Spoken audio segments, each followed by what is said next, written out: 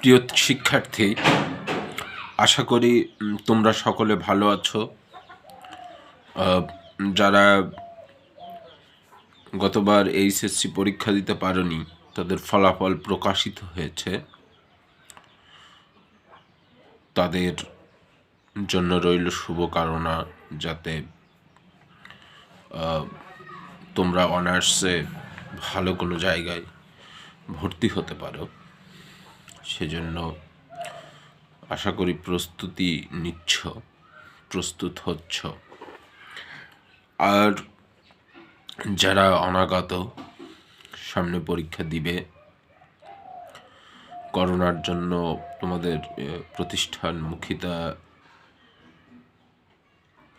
প্রতিষ্ঠানমুখী হওয়া খুবই দুরূহ একটা ব্যাপার, যে কারণে প্রতিষ্ঠান আপাত শরীরী উপস্থিতি না থাকলেও প্রতিষ্ঠানে তোমাদের ভার্চুয়ালি যে শিক্ষার ব্যবস্থা করা হয়েছে সেটি বাংলাদেশে একটি যুগান্তকারী ঘটনা।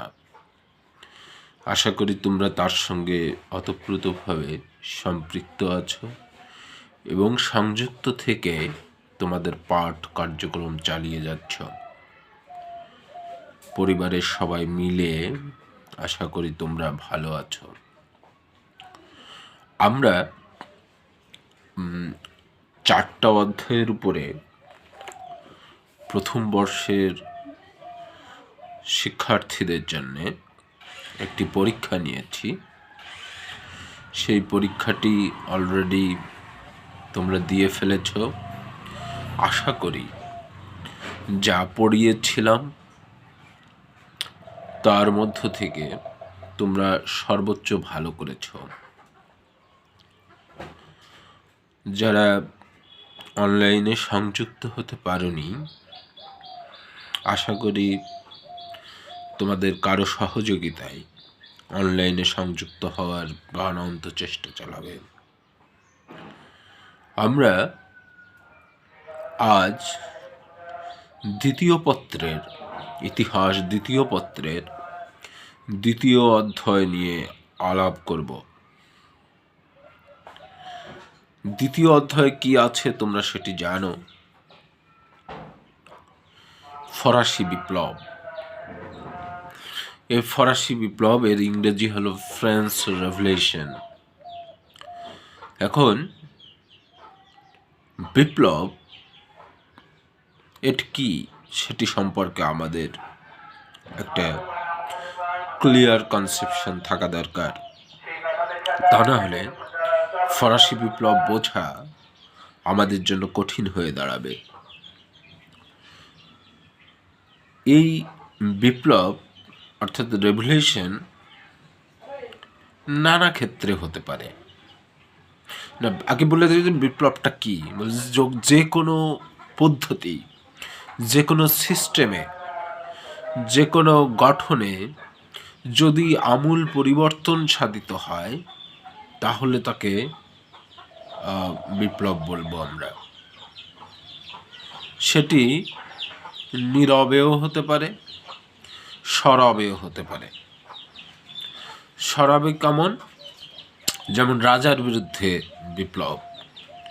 রাজার যে অন্যায় অবিচার, তাদের যে নানা রকমের মানুষের প্রতি নিপীড়ন, এই নিপীড়নের এগেইনস্টে গিয়ে যে বিপ্লবটি সাধিত হয় সেটি আমরা সরব বিপ্লব হিসাবে দেখব। আর নীরব বিপ্লব সেটি কোনো কাটাকাটি, মারামারি বা কাউকে হটিয়ে দেওয়ার মধ্য দিয়ে নয়। সেটি হয়ে থাকে কোনো একটা বিশেষ প্রেক্ষাপটে মানুষ যখন সেই বিষয়টিকে ব্যাপকভাবে গ্রহণ করে, যেমন প্রযুক্তিতে বিপ্লব হতে পারে। এটি একটি ব্যাপক একটা বিষয়। পৃথিবীতে নানা রকমের বিপ্লব ঘটেছে। বলশেবিক বিপ্লব আমরা পরে দেখব। অক্টোবর বিপ্লব যেটা বলশেবিক বিপ্লবী, আরও কিছু ছোট ছোট বিপ্লব ঘটেছে। কিন্তু সারা দুনিয়ায় ফরাসি বিপ্লব এটি প্রখ্যাত, আলোচিত বটে। এবং সারা দুনিয়াকে কিভাবে নাড়িয়ে দিয়েছে এই ফরাসি বিপ্লব, সেটি আমরা দেখব। জেনে নেওয়া দরকার যে এই ফরাসি বিপ্লব সংগঠিত হয়েছিল, কিন্তু এটা কি ওভারনাইট হঠাৎ করে মনে হলো যে একটা বিপ্লব হওয়া দরকার, এই বিপ্লবটা তাহলে আমরা করে ফেলি? তা নয়।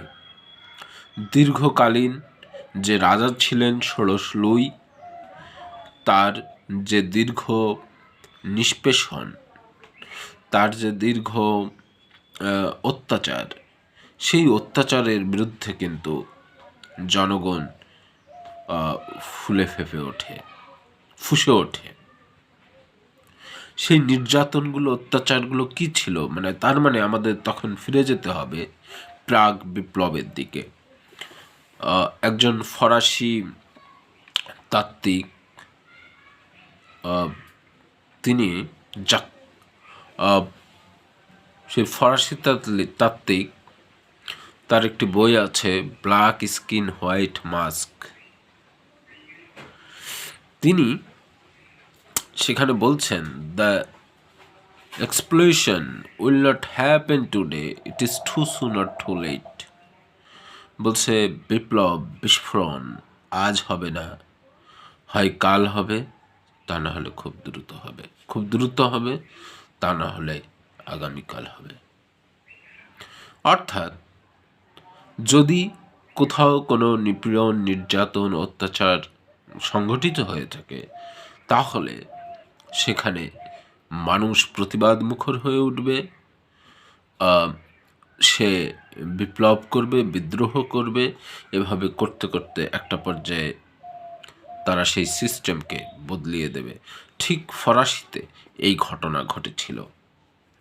সেজন্য আমরা বলি,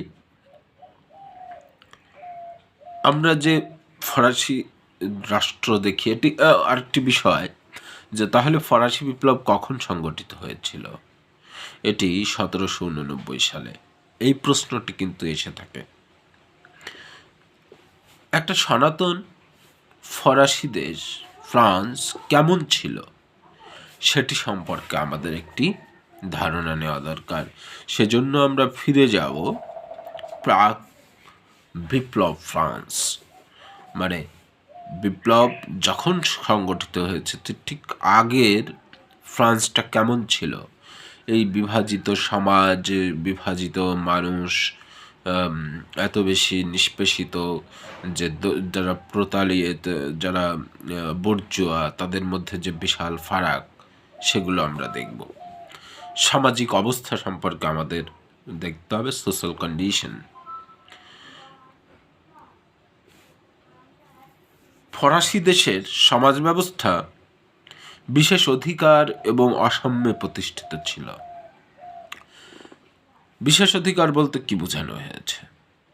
যে কিছু লোক বিশেষ অধিকার ভোগ করছে এবং কিছু লোক অধিকার থেকে বঞ্চিত হচ্ছে। যে সমতা বিধানের যে বিষয়টি থাকে একটি রাষ্ট্রের মধ্যে, সেই সমতার কোনো ছিটে ফোটা ছিল না।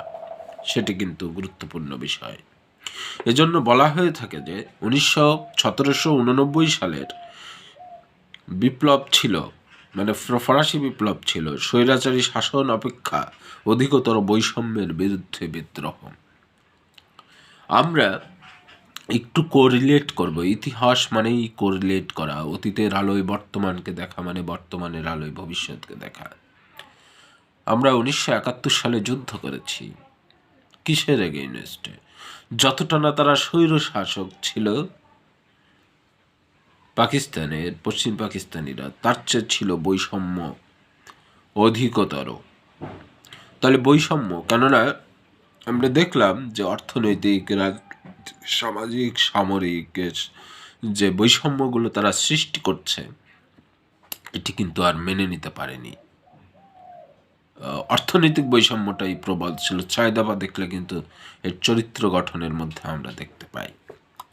অষ্টাদশ শতকের ইউরোপীয় সমাজ, বিশেষ করে ফ্রান্সে, প্রধানত 3টি শ্রেণীতে বিভক্ত ছিল। একটি গুরুত্বপূর্ণ কোশ্চেন, কয়টি শ্রেণীতে বিভক্ত ছিল? 3টি। এটি আসবে। তার মানে একটা কোশ্চেন বলে দিলাম যে কত সালে ছিল বিপ্লব হয়েছিল? 1789 সালে। আবার কয়টা শ্রেণীতে বিভক্ত ছিল? 3টি। তো শ্রেণীগুলো কি?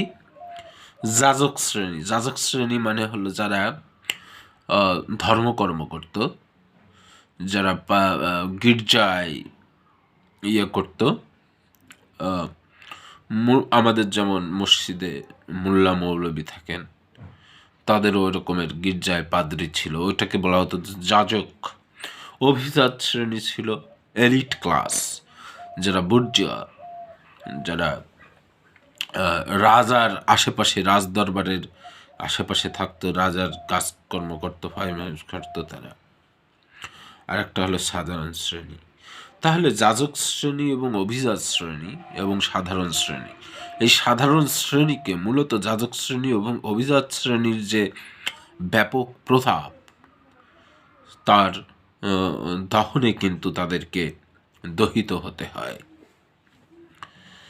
এবং প্রতিটি শ্রেণীকে এস্টেট বলা হতো। এটা প্রশ্ন হতে পারে, এই শ্রেণীকে কি বলা হতো? এস্টেট। ESTATE, state. যাজক ও অভিজাত শ্রেণী ছিল যথাক্রমে প্রথম ও দ্বিতীয় শ্রেণীর স্টেট।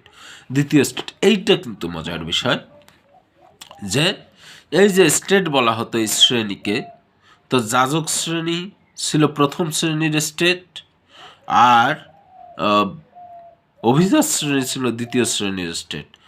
এবং যারা সাধারণ ছিল তাদেরকে থার্ড স্টেট বা তৃতীয় শ্রেণীর অন্তর্ভুক্ত করা হয়।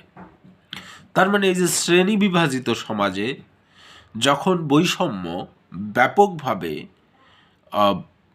বৈষম্যের উল্লম্ফন দেখা যায়, তখনই কিন্তু ক্ষোভ দানা বাঁধে, ক্ষোভ বিক্ষোভে পরিণত হয়, বিক্ষোভ আন্দোলনে পরিণত হয়, আন্দোলন বিপ্লবে পরিণত হয়।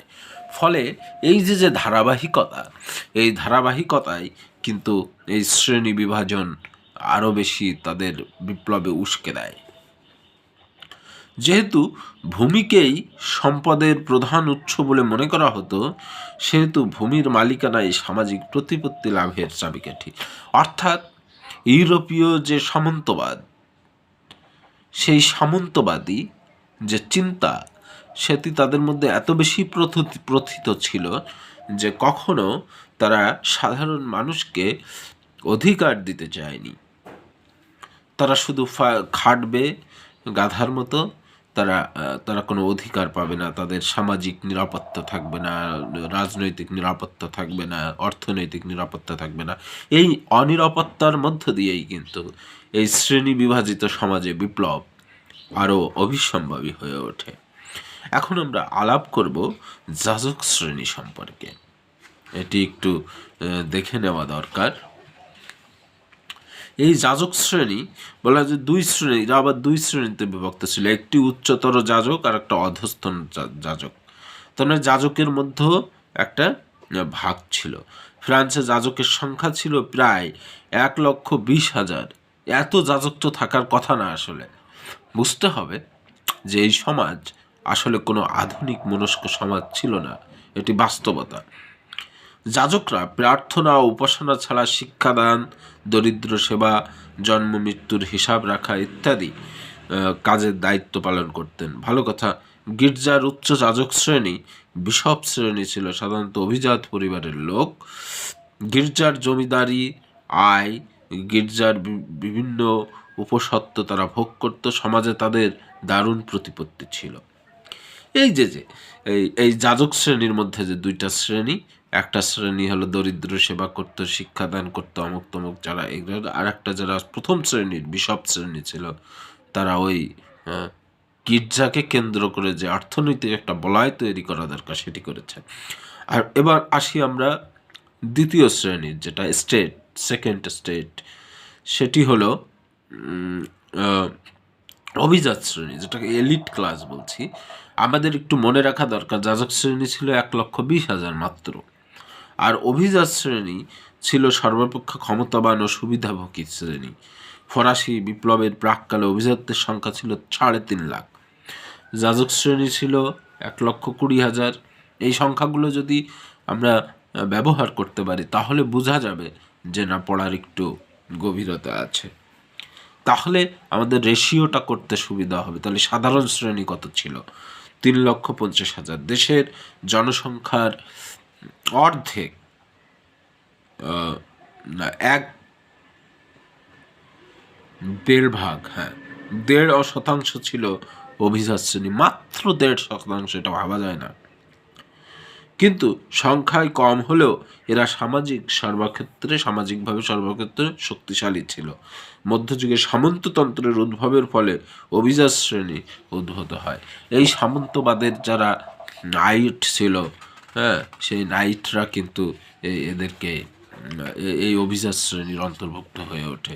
এই বংশানুক্রমিক ভূমির অধিকার তারা ভোগ করতে থাকে। অভিজাত শ্রেণী সরকারকে কর দেওয়ার ব্যাপারে বহু ছাড় ও সুবিধা ভোগ করত। সরকার বলতো তোমরা অভিজাত, তোমাদের এত বেশি করা লাগবে না। ফলে এই যে রাজার সভাসদ, সেনাপতি, উচ্চ কর্মচারী হিসাবে কাজ করার একচাটিয়া অধিকার তারা ভোগ করত। তাহলে রাজার প্রাসাদের যারা প্রসাদভোগী, তারাই তো সবসময় সারা দুনিয়াতে একই পরিস্থিতি, যে যারা রাজার সরকারে থাকে বা রাজার কাছাকাছি থাকে তারাই তো বেশি সুবিধা ভোগ করে। এটা খুব ন্যাচারাল। এই ঘটনার যখন অতিমাত্রায় ঘটতে থাকলো তখন কিন্তু সাধারণ জনগণ আর মেনে নিতে পারেনি। আমরা এখন থার্ড স্টেট বা তৃতীয় বিভাগ নিয়ে কথা বলবো, শ্রেণী নিয়ে কথা বলবো। বলতে তারা হলো অভিজাত এবং যাজক ছাড়া অন্য যত শ্রেণী ছিল তারা ছিল কি? শিক্ষক, চাকরিজীবী, আইনজীবী, সাধারণ কর্মচারী, কৃষক, মধ্যবিত্ত, এরা কিন্তু ছিল কৃষক শ্রেণী। এখানে আবার তৃতীয় শ্রেণীর মধ্যে সংখ্যাগরিষ্ঠ ছিল কৃষক শ্রেণী। সব জায়গায় কৃষক বেশি। কৃষক শ্রেণী আবার 2 ভাগে ভাগ ছিল, একটা হলো স্বাধীন কৃষক আর একটা ভূমিদাস। বলছে যে স্বাধীন কৃষক বলতে তাদের কিছু হয়তো বা জমি জমা ছিল, তারা স্বাধীনভাবে কৃষিকাজ করে। আর একটা ছিল ভূমিদাস, বলে ভূমির জন্য দাস, বলে এই ভূমিতেই তাদের কি করতে হবে? কাজ করতে হবে। দাস হিসেবে তাদেরকে কিনে নেওয়া হলো। এই যে মালিকের জমিতে বেগার খাটত এরা অত্যন্ত দুর্দশার মধ্যে দিয়ে দিন কাটাতো। এবং কিন্তু অভিজাত বুর্জুয়া ও শহরবাসীরা এদের হীন চোখে দেখত। তারা মনে করত কৃষকরা ছিল নিরক্ষর কুৎসিত শ্রেণী। জমি চাষ করতে, কর দিতে ও উচ্চ শ্রেণীর সেবা করতে কৃষকরা জন্মগ্রহণ করেছে। যা হয়ে থাকে, যেমন ইংরেজরা আমাদের এখানকার লোকদের যেভাবে তারা ট্রিট করেছে, তারা নিজের দেশের মধ্যে লোকদের সেইভাবেই তারা ট্রিট করত।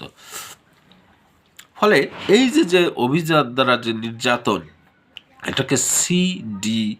হ্যাজেন নামে একজন প্রখ্যাত ঐতিহাসিক আছেন, তিনি বলছেন এই সমস্ত কর দেওয়ার ফলে কৃষকরা, বলছে যে তাদের এত পরিমাণ কর দিতে হতো যে এই করগুলো দেওয়াতে তারা কৃষকরা প্রায় অনাহারে থাকতো। অথচ কৃষক ফসল ফলায়, সেই কৃষককেই অনাহারে থাকতে হচ্ছে। এটা একটা ভয়ঙ্কর ব্যাপার। ফলে এই যে শ্রেণী বিভাজিত সমাজ, সামাজিকভাবে তারা যে হেয় প্রতিপন্ন, এটি কিন্তু তাদের মধ্যে এক ধরনের বিপ্লববাদিতার সৃষ্টি করেছে। অর্থনৈতিক অবস্থা যদি আমরা দেখি, অর্থনৈতিক অবস্থা আসলে সামাজিক অবস্থারই একটা, মানে অর্থনৈতিক অবস্থা যার যত ভালো, সামাজিক প্রতিপত্তি, সামাজিক অবস্থা তার তত বেশি অনুকূলে। আমরা এটি দেখব যে অষ্টাদশ শতকে ইউরোপের অর্থনীতি একটি পরিবর্তনমুখী অবস্থায় উপনীত হয়। মধ্যযুগের শেষ দিকে কৃষির পাশাপাশি শিল্প, বাণিজ্য, উপনিবেশ বৃদ্ধি পাচ্ছিল। এগুলো ঠিক আছে, এগুলো উপনিবেশ তারা গঠন করতে লাগলো বিভিন্ন জায়গায় এদিক সেদিক করে। কিন্তু এই যখন বাণিজ্যের দিকে তারা ঝুঁকে যাচ্ছে, তখন তাদের হাতে আরও বেশি প্রচুর পরিমাণে ক্যাপিটাল আসা শুরু করলো। এখানে প্রাকৃতিক বিপর্যয় ঘটলে কৃষকের উপর দিয়ে যাবে, এরা আরও অর্থনৈতিকভাবে কৃষকরা সংকুচিত হতে লাগলো, আবার এরা আরও আরও প্রভাব প্রতিপত্তি বাড়তে থাকলো। তো এই আমরা যদি আরও একটু দেখি যে মার্কেন্টাইল বাদ ছিল আলোচিত স্বৈরতন্ত্রের অনুরূপ বা অনুপূরক অর্থনৈতিক মতবাদ। এখন আমরা একটা দেখব মার্কেন্টাইল বাদটা কী। বলে মার্কেন্টাইল বাণিজ্যবাদ, বলে যে বিভিন্ন জায়গায় আমরা বাণিজ্য করব, যারা করবে কারা, এই অভিজাতরাই বাণিজ্য টাণিজ্য করতো, সাধারণ মানুষের হাতে কোনো বাণিজ্য ছিল না। যখন বাণিজ্যিকভাবে কেউ এরকমের খুব শক্তিশালী হয়ে ওঠে তখন কি হয়, এই স্বাভাবিকভাবেই একজনের হাতে প্রচুর টাকা আর একজনের হাতে টাকা নাই, ফলে যার হাতে নাই সে তো না খেয়ে থাকবে। ফলে এই যে অর্থনৈতিকভাবে বিভাজিত যে সমাজ আমরা দেখতে পাচ্ছি, সেই সমাজ কিন্তু বেশি দিন আসলে করলো না, টেকসই হলো না। তখন তারা বলল যে আমরা এই সমাজ চাই না, অর্থনৈতিকভাবে নিষ্পেষণ চাই না, আমরা এর থেকে মুক্তি চাই। সামাজিক অবস্থাটা কিন্তু বেশি ভয়াবহ, অর্থনৈতিক অবস্থার প্রেক্ষাপটেই সামাজিক পরিস্থিতি তৈরি হয়েছে। আর রাজনৈতিক অবস্থা কি বলবো, যে এখানকার যে শাসক ছিলেন ফ্রান্সের, তিনি কিন্তু একজন স্বৈর শাসক। এ সম্পর্কে বলা যেতে পারে, ঐতিহাসিকরা এভাবে মন্তব্য করেন যে অষ্টাদশ শতাব্দীর ইউরোপীয় রাষ্ট্রসমূহ গণতান্ত্রিক কিংবা জাতীয়তাবাদী কোনোটাই ছিল না। এটাও সত্যি কথা। আসলে সেগুলো ছিল রাজবংশোদ্ভূত এবং রাজ্যকে রাজার ব্যক্তিগত কিংবা রাজবংশের সম্পত্তি বলে মনে করা হতো।